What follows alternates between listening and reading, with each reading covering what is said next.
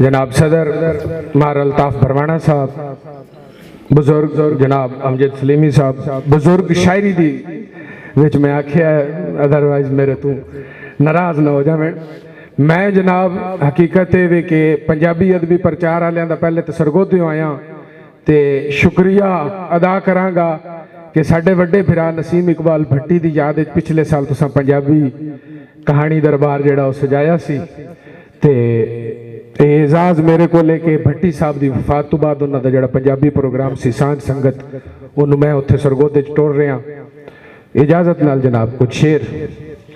कि असी होए धूड़ो धूड़ इत्थे खुलिया इंज हनेर, असी होए धूड़ो धूड़ इत्थे खुलिया इंज हनेर, सानू कीड़े आण के चूंडिया असी बेरियों ठट्ठे बेर, असी होए धूड़ो धूड़ इत्थे खुलिया इंज हनेर, सानू कीड़े आण के चूंडिया असी बेरियों ठट्ठे बेर, ए साल क्या सी चढ़िया हर सुफना अख च सड़िया, ए साल क्या सी चढ़िया हर सुफना अख च सड़िया, मैं हासियां दा वसनीक सा हुण कबरां चार चुफेर। ते दो चार शेर जनाब अल्ताफ भरवाना साहब दी नजर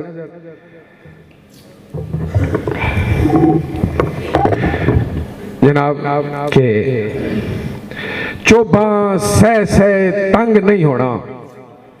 नहीं ते सुच्चा रंग नहीं होना, चोभा सह सह तंग नहीं होना, नहीं ते सुच्चा रंग नहीं होना, ते वादे विच जे इश्क नहीं रचिया कसम चवाल जंग नहीं होना, चोभा सह सह तंग नहीं होना, नहीं ते सुच्चा रंग नहीं होना, वादे विच जे इश्क नहीं रचिया कसम चवाल जंग नहीं होना, ते यार मेरे सब टुर टर गए ने संग लगने ने संग नहीं होना, यार मेरे सब टुर टर गए ने संग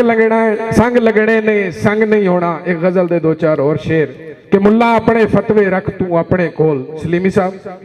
कि मुल्ला अपने फतवे रख तू अपने कोल, मैं ते नचना जद तक वजदा राणा ढोल, मुल्ला अपने फतवे रख तू अपने कोल, मैं ते नचना जद तक वजदा राणा ढोल, बंदियां कोलू ही बंदियाई लभनी है वरके कोरे ही लभने ने जिन्ने फोल, बंदियां कोलू ही बंदियाई लभनी है वरके कोरे ही लभने ने जिन्ने फोल, ते बारले गुंजल आपे ही खुल जाने ने, बारले गुंजल आपे ही खुल जाने ने, अंदर लंगियां गंढां नूं तां पहला खोल, बारले गुंजल आपे ही खुल जाने ने, अंदर लंगियां गंढां नूं तां पहला खोल, ते अपने आप नूं वंडिया मन्नत पूरी होनी,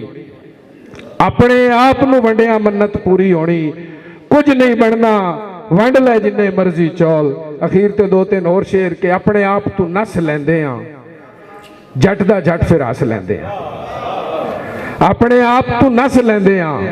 जट दा जट फिर हस लैंदे आ, गल्लां दे विच गल हुण कोई नहीं गल्लां दी पै चस लैंदे आ, गल्लां दे विच गल हुण कोई नहीं